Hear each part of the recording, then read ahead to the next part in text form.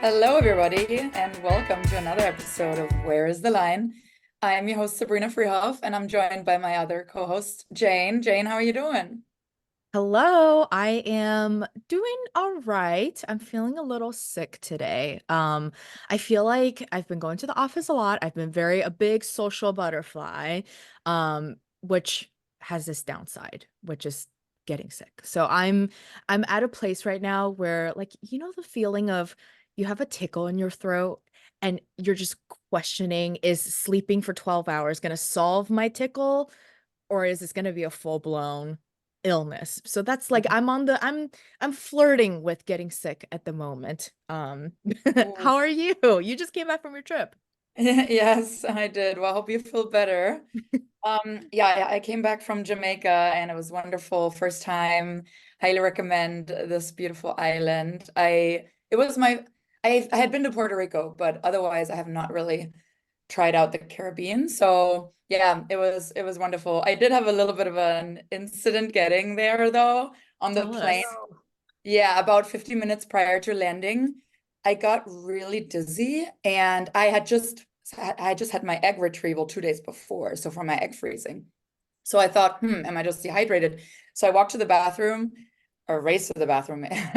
And then in the bathroom, I almost fainted. So I just called the stewardess and I'm like, I'm so sorry, but I think I'm about to faint. And she was so quick on her feet, like immediately got me like a cold pack and water and Oh my gosh. electrolytes. And then they called the air. I was one of those people where the Oh pilot called my. up, like, is there any medics or any nurses on the plane?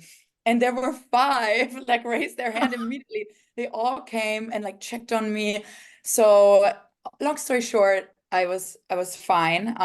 But yeah, I was just extremely dehydrated and they took really great care of me though. So Delta, shout out to Delta.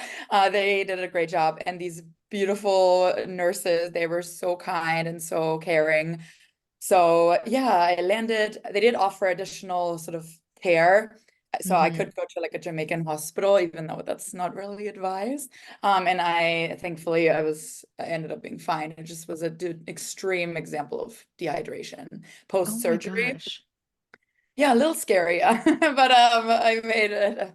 Very scary. I feel like you always hear, well, I've definitely been on planes where they called for like a professional, and I'm always like so nervous. And I feel like Yeah. the rest of the plane is probably concerned about their flight. They're like, are we gonna is somebody like in trouble? Well, I'm glad Yeah. you're feeling better. Oh, I'm sorry that is very scary. Yeah. Ugh. So anyway, but yeah, the rest of the trip was incredible. We did a catamaran. Our friends got engaged, and it was my best friend's 30th birthday. So we had two occasions to celebrate. Oh, that sounds wonderful. And the pictures looked incredible. Also, you're looking very tanned, so good for you. Very jealous over here. I'm so glad you had a good trip. Sabrina, do you want to introduce our guest today? Yes, I'm so delighted to have my wonderful friend Kristin Chen on.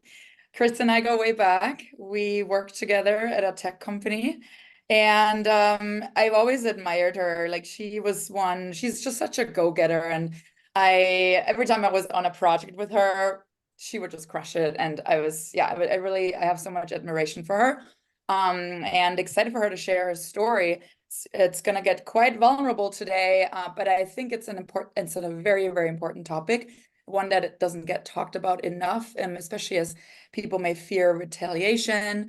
And so I think today I should just be an open space and safe space for Kristen to share. And the goal is to inspire others to be able to speak up and really hold others accountable. So I'm very excited. But Kristen, please, I want you to introduce yourself and welcome to Where's the Line? Thanks, Sabrina. I'm so excited to be here. I'm really an honor to be on the podcast. I've been a fan since Sabrina and Jane launched it. Sabrina said Sabrina go way back to LinkedIn days. LinkedIn was actually my first job in tech. I'll talk about that in a little bit. But she's been a close friend, confidant, and I've learned so much from her as well and been inspired by her. And she's been a reference for many of my future career opportunities. So I guess in terms of introducing myself, I guess I'll just start at the beginning. Grew up in the Bay Area. Went to college on the East Coast at Cornell. Did a couple internships in HR and also consulting, and then felt bad that I didn't study abroad. So I decided to go to India for a year to work for Mahindra and Mahindra in business strategy and operations. Came back during the financial crisis in, I want to say it was 2012, could not find a job for a year, was very devastated out of college. I know you wouldn't guess that from my LinkedIn profile, but that was the case. And then I started working at Franklin Templeton Investments in a rotational investment management program in the Bay Area. One of my friends was in tech. He worked as a software engineer at LinkedIn. And he was like, what are you doing? Why are you waking up at 6 in the morning? Why are you working these trading hours? You're in the Bay Area. It's the center of tech. And he said, I'm just going to throw your resume in and, you can learn on the job. So that's how I landed my first role at LinkedIn. Did not know SQL, but got a job on the insights team, had to learn trial by fire. Was at LinkedIn for about 3 years and worked across all of their different B2B products. I'm doing data analytics and also working with some of the largest clients and building internal tools. And that's how I discovered product management. I then moved to Twitch. I've always been kind of an avid gamer casually, so working at Twitch was really a dream job, but I joined there as a senior product manager to work on the Twitch Insights product. So made a lot of sense coming from LinkedIn Insights to build out game analytics and insights for different game developers, mod authors, and also worked on extensions, kind of like apps on Twitch for a bit. After Twitch, I moved over to Pinterest. They recruited me on LinkedIn to work on the foundation of their creator platform. So I worked on everything related to Pinner creator engagement. So if you used Pinterest, you probably touched a lot of things I worked on. They used to have a falling feed, creator recommendations, comments, tries, reactions, all of the above, which was a lot of fun because creators, I guess creator economy was just kind of up and coming in that point in time. From Pinterest, I moved to SoundCloud. They also recruited me on LinkedIn, and I joined as the director of product for the creator to fan group. They actually made a special position for me because I really just loved working on kind of the ecosystem. I didn't want to pick just creators and listeners. So I'm so very grateful for them. And as part of that, I was supposed to move to Berlin. Unfortunately, that didn't happen because it was the exact timing of COVID. So I worked in California remote, but for a while I got up at, I want to say 3 a.m. and then eventually it switched to 6 a.m. So it was a bit rough, but made it work. And then from SoundCloud, SoundCloud, it was amazing. It was my first time leading a team. We worked on monetization, insights, royalties, and any way we could engage with creators on SoundCloud. So a lot of really cool stuff. Then I moved over to Top GG is the CEO, was a small company and grew the company from, I guess I was number 4, and then we grew it to 12, I think it was 12 to 14 people at its largest. And Top GG is the largest discovery platform for Discord servers and bots. And we're exploring kind of adding in other verticals such as Minecraft or Roblox, or even launch some kind of Web3 discovery prototypes. I was honestly scared shitless because it was my first time being a CEO, but I learned so much. I've never worked harder than that in my entire life. Now I'm taking a bit of, I call it a sabbatical, but I guess I'm very clearly a workaholic. So I say I'm working towards my sabbatical. So I actually haven't taken any time off. I launched my kind of advising and coaching business just because I've gotten so much inbound from it. So it's been nice to, work, but not necessarily work the crazy hours, nights and weekends I was doing before, and kind of be empowered to pick my clients. And it's been a lot of fun. Oh my gosh. You have an incredible resume. I just have to put Oh, that thanks. out there. Also, so many of the companies that you mentioned are the companies I love. I'm not a gamer by any means, but I feel like everybody knows Twitch. Same with Pinterest. Like even if you don't use Pinterest, you Yeah. know what it is. You know the purpose. You know all the girlies are on Pinterest. And when we just did a kitchen renovation recently, and I was all over Oh yes, Pinterest. love that. But today, first of all, thank you so much for being here today. Today we're talking about toxic work environments, and you've had a lot of different experiences in different industries and different even roles, right? You mentioned you've like had different career pivots as well. So really excited to have you share a little bit more with us about toxic work environments. Before we even get into like your stories and your Mhm. experiences, help us understand like how you define toxic work environment. So I think that has changed over the years. I would say that toxic work environment can mean so many things, and so much of your definition is based on your own experience or what you've read, et cetera. And I would read some articles and just be like, how could that happen at work? You read about like this sexual harassment, or you read about people yelling at the office or just doing horrible things. And of course I believe, the people who have survived it and are speaking out of it, but it's sometimes until you experience it, it's hard to just understand how much that can affect you and others individually. And I would say, really at the core now, a toxic environment could be anywhere where you don't feel psychologically safe. I Mm, would say that's kind of my root definition, but anywhere where, you're feeling uncomfortable, or people are doing kind of inappropriate things that are taking kind of your space and time, or also stepping on your boundaries. I mean, these could be kind of around like literally physical boundaries, which we'll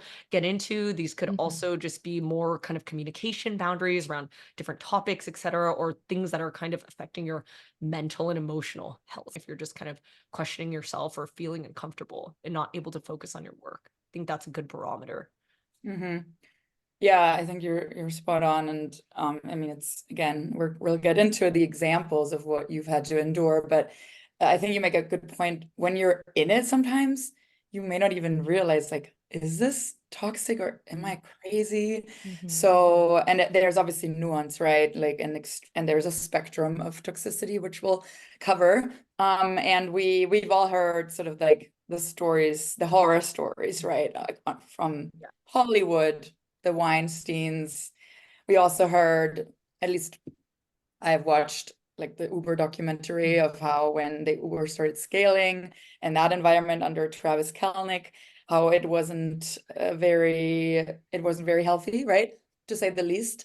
And I think the common thread there is that certain, which without making it about gender too much, but it's almost like an imbalance of power, right?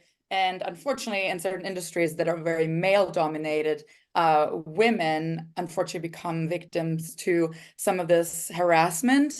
Mhm. And almost like this like quid pro quo, right? Like, oh yeah, sure, you can get promoted if you do this Mhm. and this for me. And so but again, so there's such a spectrum. So Kristin, for you to share some of these experiences that you've had firsthand, like if you could give us some examples of what are we talking about here that you had to experience? Absolutely. And before I dive into it, I wanted to call out some good points you made, right? It's like that power imbalance is so important to take note of in a corporate work environment, right? And you might see shades of, bullying, harassment, discrimination, et cetera. And so it's really important to, take note of that, and especially note the power imbalance, or, note that there are groups of folks who are underrepresented, and that can cause kind of huge misbalances and power dynamics. And so I guess to get into it, lots of different stories, no particular order, but I am going to start what's in the gaming industry. I think that's, there's just been so many articles that it's just,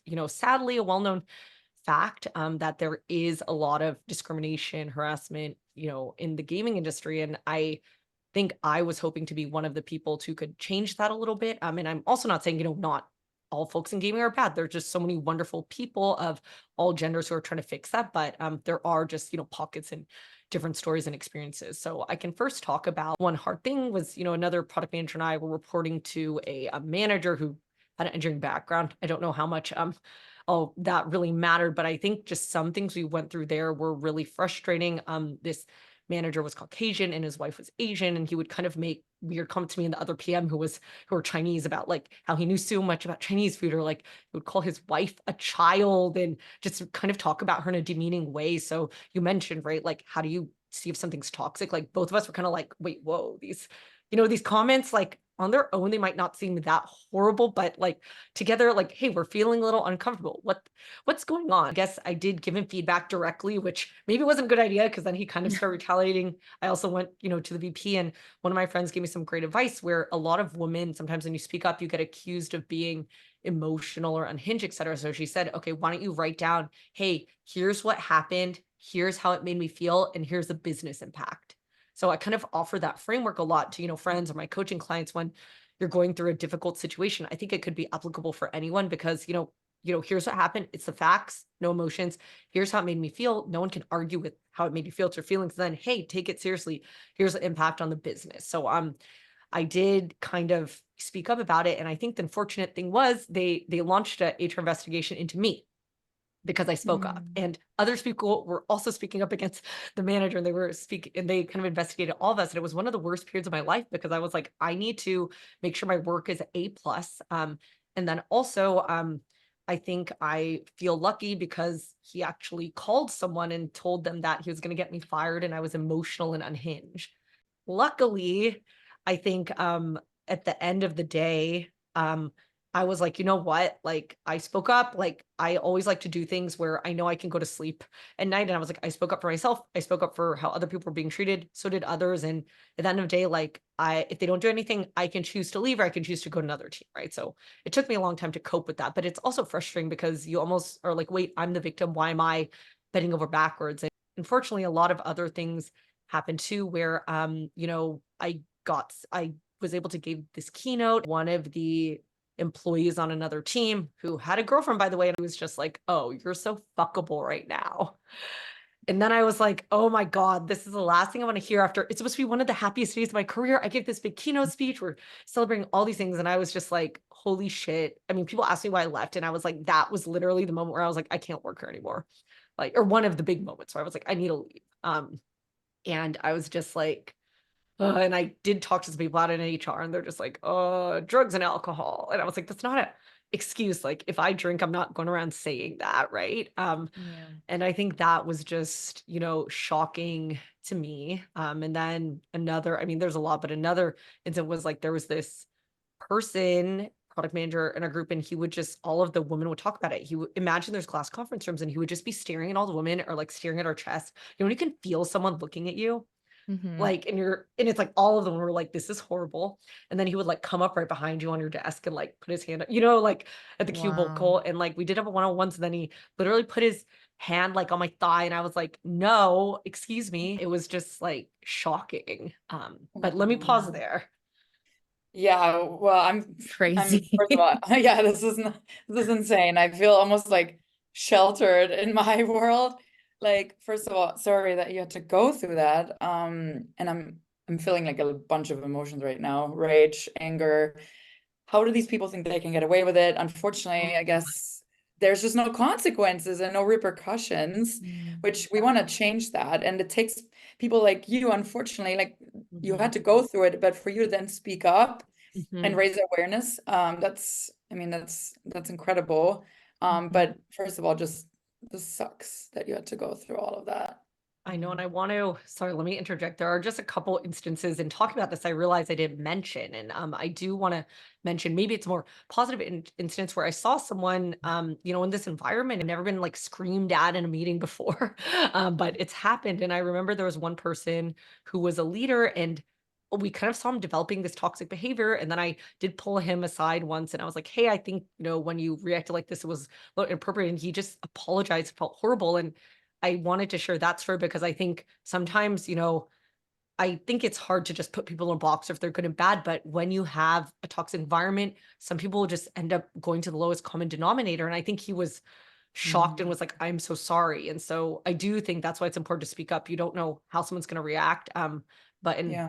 also, yeah, you have to protect yourself at the end of the day. But I did want to share that story. And then there were a couple other stories that came to mind where, I remember I was in this meeting, and, we were trying to talk about diversity, equity, inclusion, belonging. Like, that's something I just speak up about a lot, whether it's building a product or just in a culture. And I remember there was another product manager who was, he was a person of color. And then we were both the only people who were people of color. And then I think someone in the meeting, or the leader at the time, was like, oh, like, Kristin, this was a big meeting.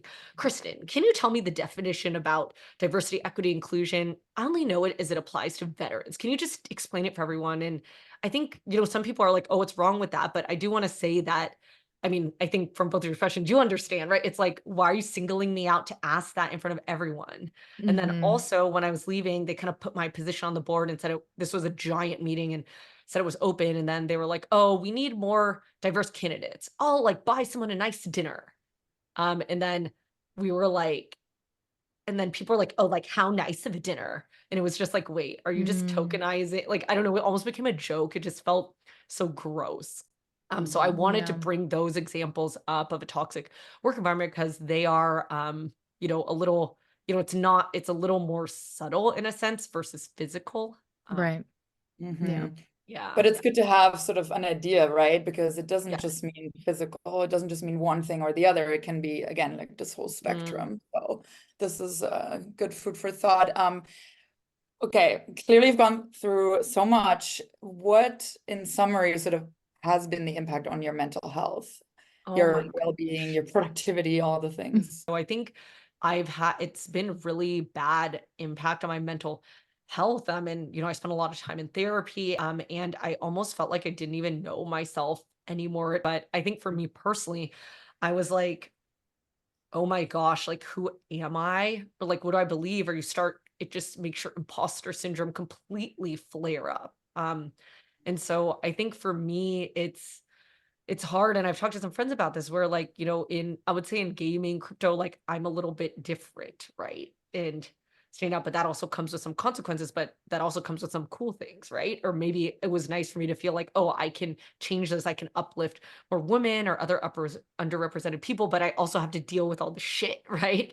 Um, Mm, and so I guess, right, I think over time, I personally have just become so burnt out. And so many people in my life, even Sabrina's been like, Kristen, you need to take a break, right? And sometimes when you're in it, you just can't see it. And so many people mm, since church have been like, Kristen, you've been going at 200 miles an hour. If you don't take a break, your body's going to take the break for you. And then it was also what kind of woke me up was my mom had a really big operation on her to remove a tumor from her pancreas. And it kind of woke me up in a sense and was like, wait, like, why am I self-selecting into these toxic situations and like obsessed with work and all these things when mm, there's just so much more to life. Or one thing she brings up a lot is the regrets of the dying. I think it's a book that a hospice nurse wrote, and one of them she always reminds me about is, I wish I never worked so much. It's hard. Someone asked me, they're like, would you do it all over again? And it rocket launched my career. But, mm, there was clearly a cost to Yeah. it. And so it's hard because my gut reaction, I think some people want me to say like, oh, it's not worth it. But, for me, I was like, it kind of made me who I am. So I do embrace it a bit. And, those horrible things that happen, but the positive I can take from it is, to speak up about it, share. And I'm just hoping other people can learn from my mistakes and I can just look back on them and say, hey, that just sucked that it happened. But what mm. can I change going forward? Or what kind of positive things can I do or not do and be more careful about? Yeah. Mm. Yeah. And it's one of those things where you can't necessarily change the past, but you could change like how you view it, how you like take care of these situations moving forward, protecting yourself, protecting others around you. And so just really appreciate you being so open and honest and vulnerable here because I know that these are things that are frankly like unsettling, like uncomfortable. They're sad and they're like it just honestly triggered me. Like as you were speaking to your story, I was Mm. so upset. I was so angry. And Sabrina, would love to also hear your perspective too, because I've had situations previously in smaller companies, like more startup-y environment, Mhm. where it was very similar. Not only was I overworked and there was a weird culture where everybody was kind of doing that, so you can't really speak up because that's the norm.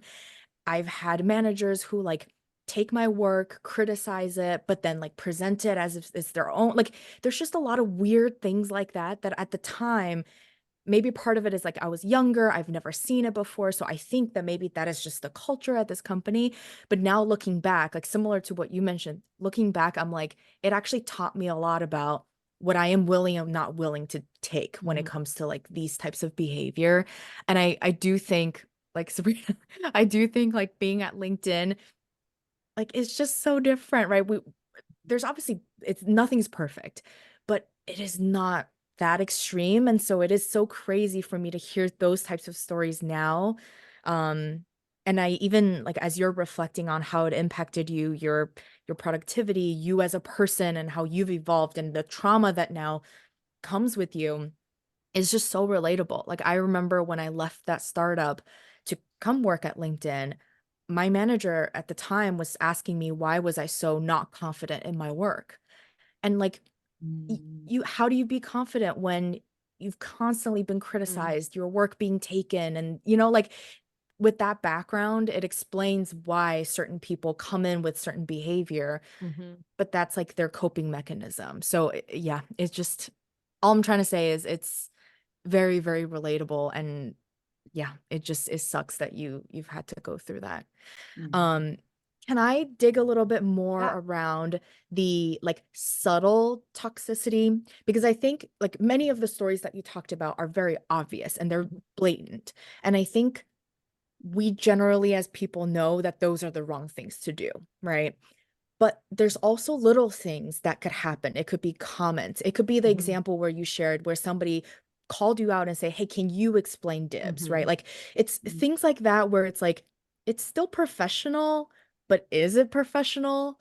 Right? Or even like managers like management style. It mhm. could be that you just wanted a manager that's not a micromanager, but your manager happened to be a micromanager. So like there's conflict of the way you know you want to be managed. So talk to us a little bit more about like those types of situations. How do you distinguish things like constructive Mhm. criticism versus this person's like bullying you, for example? Yeah, I'm so happy you brought that up because I think that one thing I talk about in a lot of my coaching, especially for women, is that women are often given subjective feedback instead of objective feedback. So, a couple Mm, examples, some are a little more blatant than others, but I had I want to say like a really smart, kind manager. It was his first time being a manager. He also had a engineering background. So, he's learning. I get it. I've had a lot of first time managers, unfortunately. I think that has made me a better leader because I was like, hey, this is what I don't want to do. But, one thing that I think was really frustrating for me is he didn't like my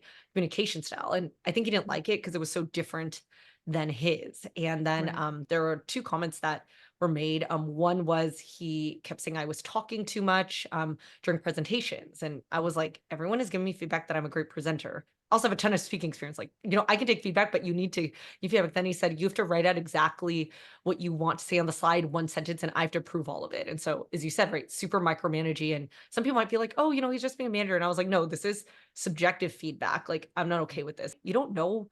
It depends on how, like, the environment you were raised in. So about this feedback where they were like, oh, Kristin, you really need to control your face if you disagree with something, or someone we know you didn't like that idea, but you need to control face. And I was like, wait a second, this other product manager is literally screaming at people in the meetings and really aggressive. If I speak up, why am I getting this feedback? And they were like, well, that's just his personality. It's just shocking coming from you because everyone thinks you're usually like really nice. But yeah, I Yeah, think those subtle things are you you catch them later, but oftentimes, when you're more inexperienced, you're like, wait, oh, I didn't say something in the moment, but that was wrong. Or what right. what the heck, right? It sounds like part of it is like trusting your gut. Like if this Mhm. one doesn't feel Mm. right, think about it somewhat. Like Mhm. don't just let it pass Yeah. because, right? Mm. But the second thing, and it sounds like you kind of started to use that as Mhm. the process is, would this happen to somebody else? Would this Yes. happen to like if I'm a woman, I would think about would this happen to a Mhm. man? If I Mhm. was a younger employee, I would ask, Yeah. would this happen to a more tenured employee, right? Like you can ask similar questions about Mhm. different scenarios.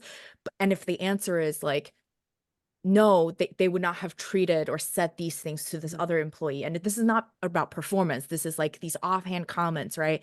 If they wouldn't have said that to somebody Mhm. else, then maybe something is wrong there. It's Yeah. worth looking into.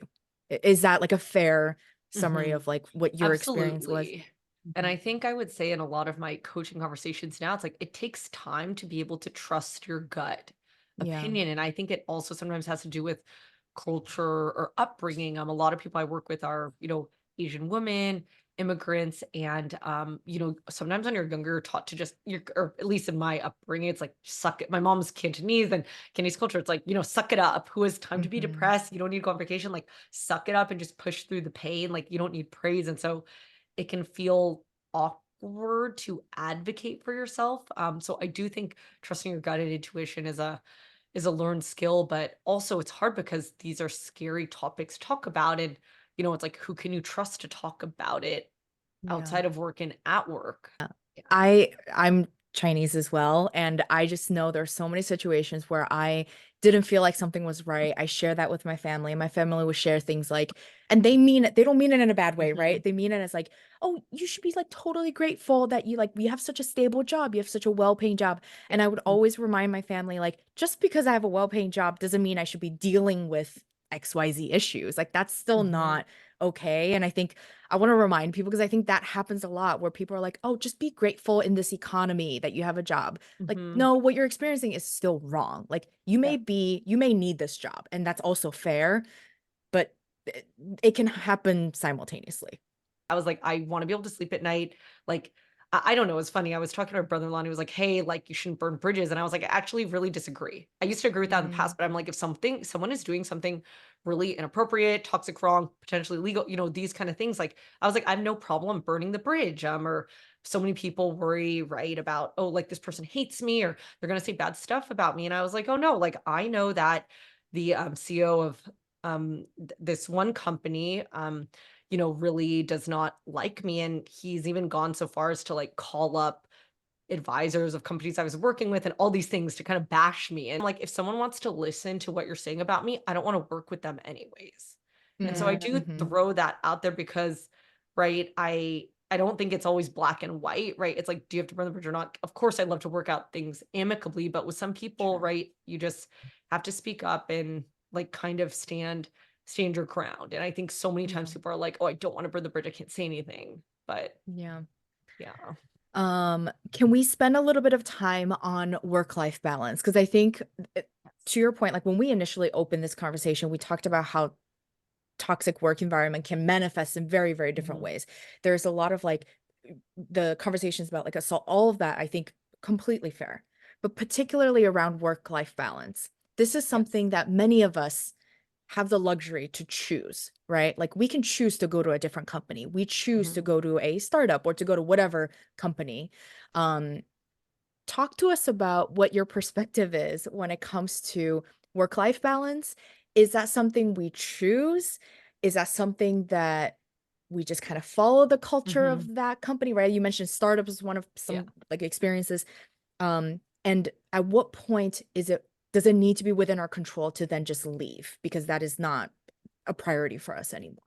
Yeah, so this question, it's gonna maybe my response is polarizing, or it's a hard question for me because I think one of the things that I've been struggling with is my career and identity just like melded together, and I just made it everything. Mm, I guess I don't know where it stems from. I was trying to unpack this recently, like with my therapist, friends and stuff, and I wonder maybe part of it is my dad. I'll start with this and then I will answer the question. But I was like, my dad was very successful, grew up from nothing, like immigrant from Jamaica, went and did his undergrad, master's, PhD, all on scholarship. And then, he retired when he was 39. His last company was Juniper Networks, but this guy just worked his ass off. And he always told me, he's like, Kristen, it's a luxury that you even get to talk about work-life balance, or it's a luxury you get to work on something you love. He was like, for me, it was survival. As I mature, I'm like, there's a cost to everything. And so my view on work-life balance is it's sit back and think about what your priorities are in life. Like I used to kind of just be like, oh, my career is separate from my life and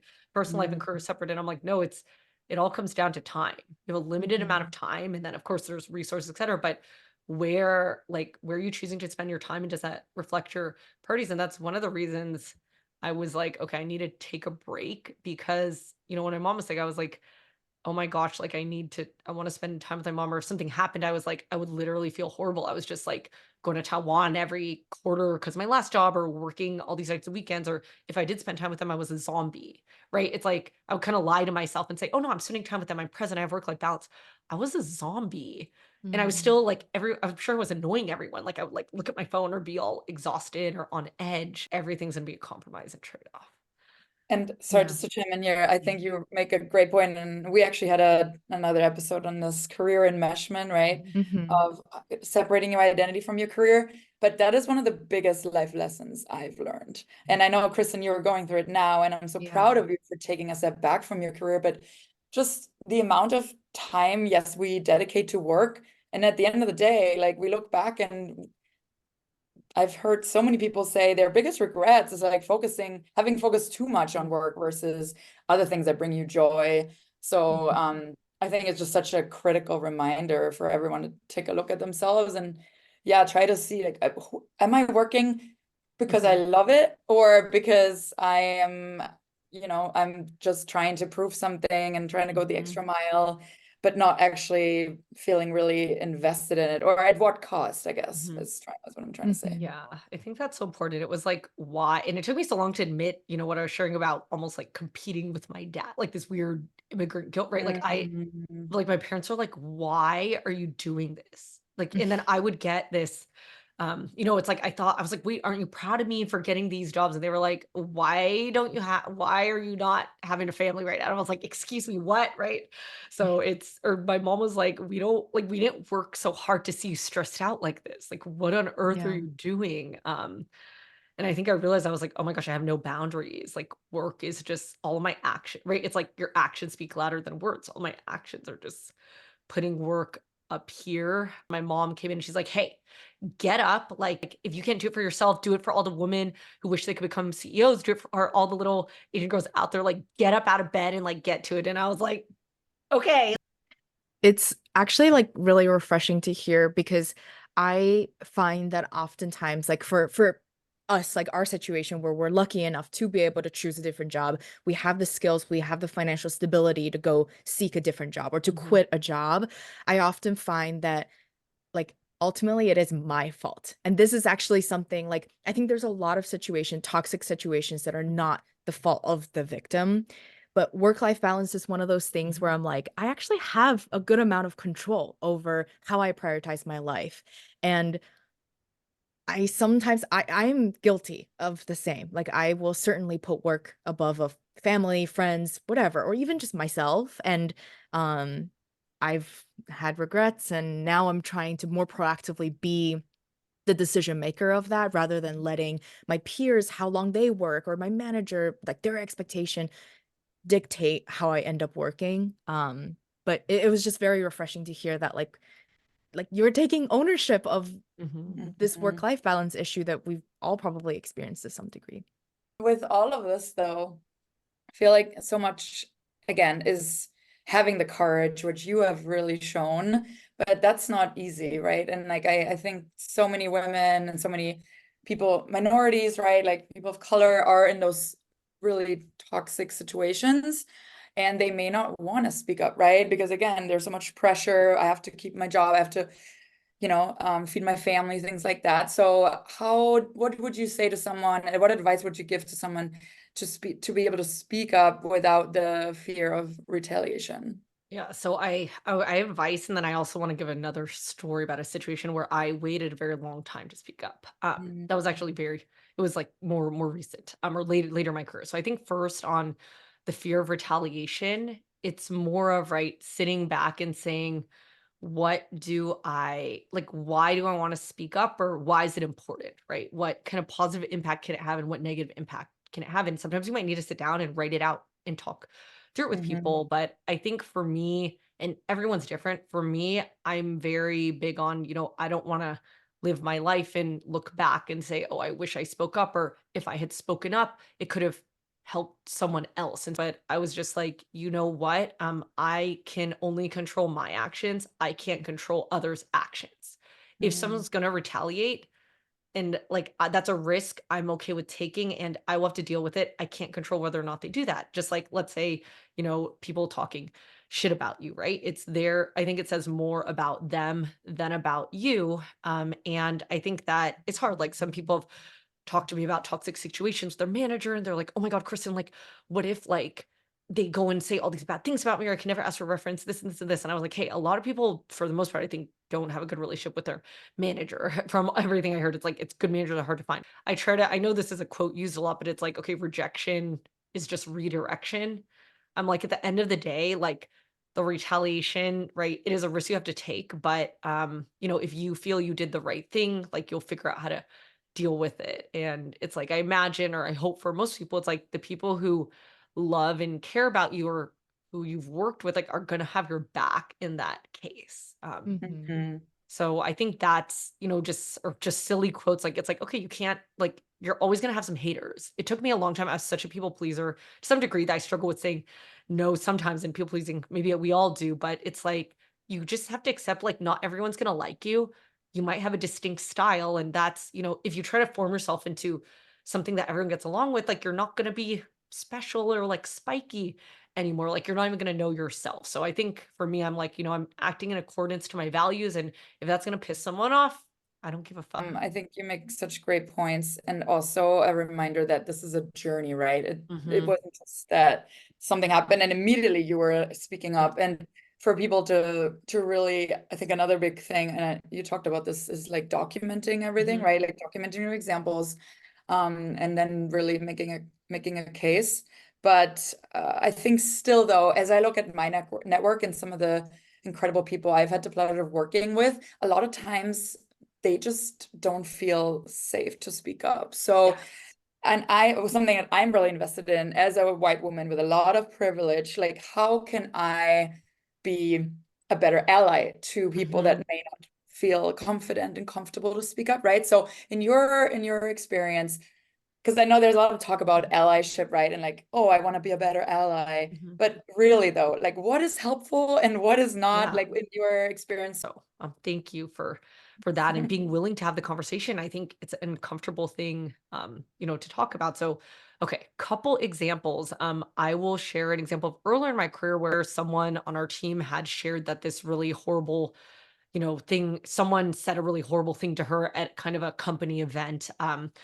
And she shared it with me, and then I was kind of like, okay, this is really bad. And then I was like, hey, would you be comfortable if she didn't want to say anything, but I was like, would you be comfortable if I said something to, sales director and like our director? I really think this is not okay and not what the company values. And then like they did do something about it. So I felt like that was important because I know sometimes it's just like you don't want to put more pressure on the victim or someone who just went through that. It's really emotional and hard, but she was okay with me speaking up. So I was like, let me go handle it, right? Take some of the burden off of her, made sure she was okay. Another example was, I was a director there and a leader. And I think one thing that I think about a lot is like, when you don't say something, that shows that you don't care or it's not important to you. So it like I wanted to be very clear I was proactive. And so when those things were happening, like I did try to, talk with, leaders who were more well versed in these subjects than me, like different community folks, leaders. And then I did put together messaging and send to the team proactively because I was like, I'm sending a message that this is important and I care and I'm here to like be an ally and support. And also, behavior that is, discriminatory is not going to be tolerated. Right. So I think it's a part as a leader to proactively create that safe environment. And a lot of people privately reach out and they were like, thank you for saying something where it's like other people didn't. Right. I think that's very important. I think speaking up is really important. Or also when something's happening live, like something at one company, we're working on something and there was a comment that was a bit racially charged made. And then I panicked a little in the moment. And then I was like, okay, like I am one leader, so like I need to collect myself. And then I was like, hey, I need to interject and pause. Like, let's talk about what just happened live. I didn't want to wait till I was like, oh, do I wait till after I send out email? And I was like, no, no, okay, I'm going to talk about what happened live, and then I can send something out after. And I think I was terrified, honestly, because I was like, I don't want to mess up, but I was like, no, I need like the safety of team members who might be affected by this. And our culture is so much more important. I'm not going to assume intention, but we need to call out that it's wrong. Otherwise, people think it's acceptable. So I think that's important to be an ally. This is a really good kind of segue into one of the areas that we were curious about, which is like, yes, you can have allies, you can have people who are helping you, helping you speak up, right? Like if you're the victim going through it. But one thing is talking to HR. Mhm. This is something that I'm personally kind of torn about. And you also gave an example previously about how HR ended up investigating you and the people who like Mhm. raised the concern. So I also know that there's a lot of conversations around like, oh, HR is there to actually protect the company and to like cover the legal basis. So talk to us about like what your experience is, and also because you've been a leader and you've been a Yeah. C-suite, so you've seen it from different perspectives. Mhm. What would be your recommendation for somebody who may be going through it, Mhm. and yeah, how to navigate the relationship with HR? Oh my gosh. So this is hard. It's something I struggle with, and I have to say, I hate giving this as an answer, but it's like I think it's so it depends on the situation, but I am going to talk through what it might depend on to help people, maybe have a little framework to deal with. So I would Okay. say, let's say you're going through, this, like, you're like, oh my gosh, something is happening. It's not great. Recommendation is on your personal computer or device, personal email, whatever, just start a document and track, hey, like this inappropriate thing was said, or screenshot of this, right? You can just track time and date what it said, use that framework of here's what happened, here's how it made me feel, impact on the business. As far as HR goes, it's very hard, right? Mm.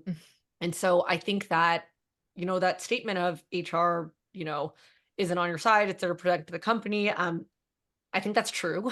Um, I Mhm. don't think it's, yeah, I mean, at the end of the day, they are there to protect the company and like navigate things with you. And so I would say, depending on how serious something is, like there's no harm in, talking to people outside the company, or maybe people you trust at the company. You got to be careful who you can trust at the company too, right? But talking to people outside the company or at the company, but it's always good to talk to, let's say you have a friend in HR but they don't work at your company. Maybe they can give you that perspective, or, you can do a consult. I think people are scared of reaching out to lawyers. And I'm like, I know it sucks and it's kind of old school. I have a friend Mhm. who's working at a company, James, who is trying to figure this out. But like, it's kind of hard to just get in touch with a lawyer and scary, but you can email employment lawyers and just ask them for a consult, and some will have a call with you for free. Some will say, oh, it's $1,000 an hour, right? Don't do those. Just, you can talk about your situation and at least get some knowledge, right? From a legal Mhm. perspective. And so I Mhm. think the biggest thing for this question is you need to kind of understand, right, the situation and understand your options. But I think at the end of the day, you take a step back and be like, okay, what outcome do I want? Right? Okay, here's potential outcomes. So what outcome do I want? Is it worth talking to HR or saying Mhm. something? And I say this because it depends on your own situation, right? Or how you feel. Like some people are like, you know what, I want to leave. I've heard of people who leave and that they're like, actually, that was wrong. I am gonna still bring this up, right? So Mm. it's just such a personal decision. I think if you do decide to talk to HR, I think one thing rule that I live by is at the end of the day, who is the decision maker?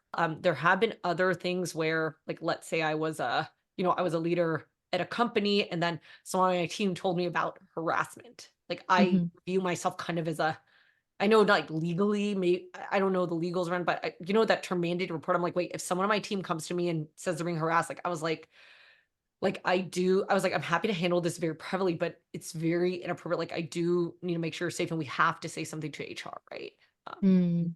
so I do Yeah. think there's some areas where I'm like, okay, this is so bad. Like, like I have to say something and let HR handle it. And I think what Right. sucks is you don't know. I think there's some people who are going to handle it, some people are not, but sometimes HR's hands are tied, right? One of the pieces of advice that I got on how to be a CEO, and he was saying, you're going to have all these decisions of where you you might have this really toxic person, but they contribute so much to the company. And Right. then you have like what the right thing is, and that's going to be a big kind of question you have to navigate. And I guess we were not talking about this context when we were talking about that, but I do reference that because it's like, there's so much gray area, and what is leadership going to do at the end of the day? You don't know. So I think the Yeah. biggest thing is, you know, and not all stories, a lot of stories don't have happy endings, right? Like nothing happens. That's, I think, a really great reminder that finding that decision maker outside of just HR, right? Because to your point, sometimes their hands might be tied, and Mhm. who's ultimately in charge. Um, it's I know that's easier said than done, right? Because maybe again, you don't know who the decision maker is, or you don't have a relationship, but at least maybe find someone that you feel comfortable with that is close to the decision maker if you can't actually get to that decision maker. Mhm. And I mean, again, I know this is like utopia, but I do think the more people speak up and the more sort of we can have these types of conversations, I believe that there could be a world of companies having that zero tolerance policy that we had at LinkedIn. I've seen it Mhm. firsthand where my coworker, who Yes. was a person of color, was named very bad and mean words, and it was by a person who had a lot of power. And at Mm. the end of the day, though, they fired that guy. And I just think those are examples that are obviously they don't Yeah. we can come across often, I but love that about LinkedIn. I remember yeah, that too. Someone did something inappropriate and they'd get walked out. And I was like, this can happen. This can be real Yeah. at a company. This is a good segue though into this next question. Sort of after you've tried it all, right? You've tried to talk to decision maker, tried to talk to HR, and things are just not changing. Like, where is the line in terms of when do you leave? Like, when do you just give up? And I know you, Mhm. Kristen, you are so committed and dedicated to your work, and you enjoy your work, and you really are in it. But like, right, it gets hard. Oh, I it's get like a one double-edged boss. sword. So Yeah, it's yeah, when do actually you really leave? bad because it's like Mhm. I'm willing to like almost hurt myself or cause more trauma to stay in this situation. And Right. no, that's a yeah, it's like where is the line for that? And I get asked this so much, right? When do you leave? Whether it's a job or, abusive relationship, it's so hard when you're in it. And I always remind people, I'm like, yes, you can get a lot of advice, but at the end of the day, you have all the pieces and you have the most context about that. So like let's work to try to figure out where your gut is. And one thing I say too, it's like for most people, I know this isn't 100%, but I'll ask them like, did you ever regret not leaving earlier? Like most people say, "Oh, I wish I left earlier when the Hmm. situation is toxic," but I understand it takes time to leave. And I think I would say that, when you realize that it's having this profound impact on your life, right? Whatever that toxic situation, like you will, when I've been in those situations, it starts eating up my whole life or it eats at you, right? You're trying to have fun and it'll just pop in your brain, or you realize like, it's like, okay, maybe this was 5% mind share at work, but now it's like 20, 50. I just can't, it's eating at me, eating at me, eating at me. My guilt is growing. I think then it's important to kind of say, is it worth it? Is this, and it's an opportunity cost. Is this amount of money I'm making worth it? Are these career gains worth it? What am I giving up? Am I giving up my mental health? Am I giving up my peace? Am I actually hurting myself even more by staying? And I remember I would sometimes tell my sister and her husband stories about what I was experiencing at the startups, and they were like, I was like laughing about it. And I remember they were like, Kristen, that is harassment. That is sexual harassment. Like, that's not funny. And I was like, oh. And then they were like, my sister's like, you could never pay me enough money to deal with that ever. And I Mm. think it just, I was like, damn, I become so jaded. I always advise making a plan, right? You're thinking about leaving. It's like, hey, just make a plan to leave. You don't have to leave. Just make a plan. What would that look like? What do you want to do next? You want to take a break? Do you feel comfortable while you're interviewing here, interviewing for another job and then getting that Mhm. job, then taking a break? What works for you? Sometimes people are just like, I'm in such a bad situation. Like, I need to leave and then I'll interview, and I'm okay with the financial impact of that. Right. And I do want Mhm. to recognize privilege here. For a lot of people, like they need a paycheck. It's a privileged thing to be able to leave and not have those like consequences, et cetera. So I think that you really have to look at your like financial situation and leaving too. I know some people are just like, wait, why are you staying? Just leave. It's like, well, that's not a reality for the majority of people. And sometimes you just need a little kick, or you need a friend to like sit down with you and say, okay, let's make a plan and get you out of here. Right. Like Yeah. my sister and best friend did that for me with, toxic relationships, but and other friends have kind of commented to me, they're like, hey, you just seem really unhappy at work. Like, let's unpack Mm. that. Let's talk about it. Yeah. Yeah, I think what I'm taking away here is one, listen to your gut, right? Listen to your instincts. They may not be wrong. Usually they're not. Mhm. Most they're not. Two, surround yourself with your support system and Mhm. get a second opinion, right? Yes. Have someone else like look at it, just like Mhm. what you did with your sister. And then three, make a plan. And I like how you said just map it out, right? What do you Mhm. want your life to look Yeah. like? And then if you don't have the privilege to leave the job, I agree with you. Mhm. You should just stay in it to have the paycheck, Yeah. but just reduce your time that you're investing in Yes. the Oh, job. yeah. And You don't need then to give spend 200%. 40% of that time looking for new jobs. Like, Yes. Mhm. And also, I think I want to add that, right?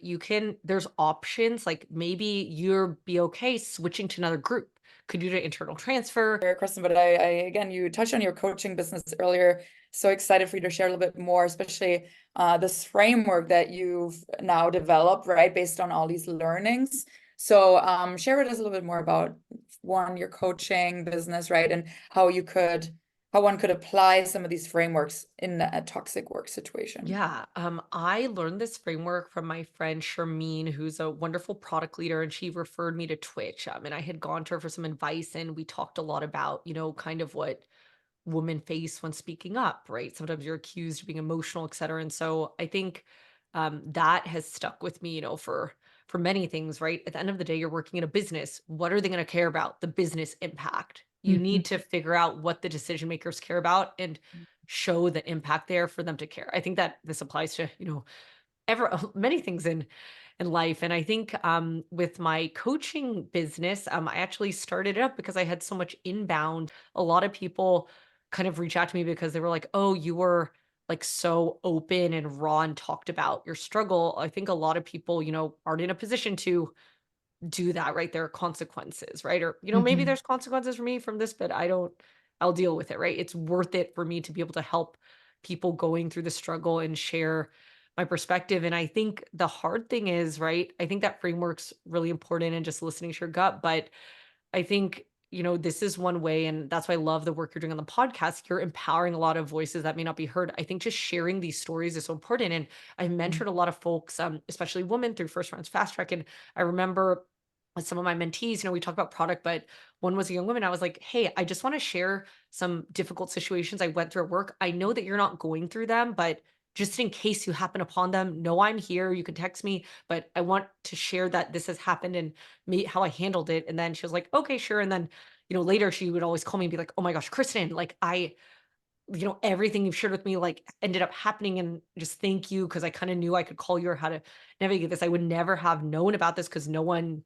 like I get it. People don't want to talk about this. It's not fun. It's not sexy. I think sometimes, right, with social media or LinkedIn, people want to talk about their highlight reel. Mhm. But I think that if anyone is only talking about that, like you don't know the truth beneath. And I just think great stories and being transparent and talking about it are really empowering. And I think that if we as women can kind of talk about it with each other, lift each other up, and as you share the stories, right, you realize you're not alone. I remember Susan Fowler writing about what happened and reading that at Uber and just saying, "Oh my gosh," when you hear those stories, you're like, wait, it wasn't just me. Cause I think it's so easy to say, "Oh, this is a one-off situation. I'm gonna bury it and not deal with it." And I've Mhm. coped with things like that when these things happen. Like instead of, dealing with it, I would just bury it and power through. And then now I'm like, okay, I'm sure that's contributed to my massive burnout that I'm kind of healing from now.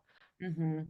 Yeah, no, but that's so critical, and I just want to emphasize that, right? Like documenting it, like writing out your story, what happened, how it Mhm. made you feel, and what are some of the actions. And you're a prime example of that, and I am optimistic that it's going to inspire others as well. So I thank hope you. so. Well, Yeah, before we let you go, though, I want you to plug away all of the exciting oh. things that are going on in your life. Oh, thank you. I guess work-wise, yeah, I finally launched KristinMChen.com, which was really exciting. I kind of dragged my feet on it, but it was basically just a way for me to formally get right advisory work, consulting work, and then also just handle like the inbounds I get on coaching. I will say, I love working with everyone, but I especially love working with people who are underrepresented in tech and also a lot of young women to help them navigate their career challenges or any kind of work situations or grow as leaders. That's just something really special to me that I'm hoping that I can help kind of help the next generation of leaders, or if I can help someone not have to learn the lessons the hard way that I Mhm. did, I would, I would love that because, right, I think those things take a toll. But I also have planned kind of fun stuff like my mom and I, one of my friends, Nancy Jing, did a really cute cookbook with her mom. And I was talking to her and I was like, wait, I kind of want to do this with my mom as a, family heirloom or for friends, or maybe we'll do some fun content from Oh, it. So yeah. I've been trying to, just find some other projects right outside of work to keep myself busy. But maybe I do And you need to have a go chill. food Oh, yes, Instagram. I do. Oh my gosh. So, Tell oh my gosh, I us. forgot about it. So, my secret aspiration that I have not spent a ton of time on recently is to maybe be a food influencer. It's more my hobby too. So I'm excited for the cookbook. But when I was at Pinterest, I started this account on Pinterest called Kristen's Test Kitchen. I'm in product. I'm like, you got to use your product, et cetera. And I think at the time I was the top employee creator. I was getting like 2 million views a month. It was really cool. And then I was like, you know what? Let me also do it on Instagram.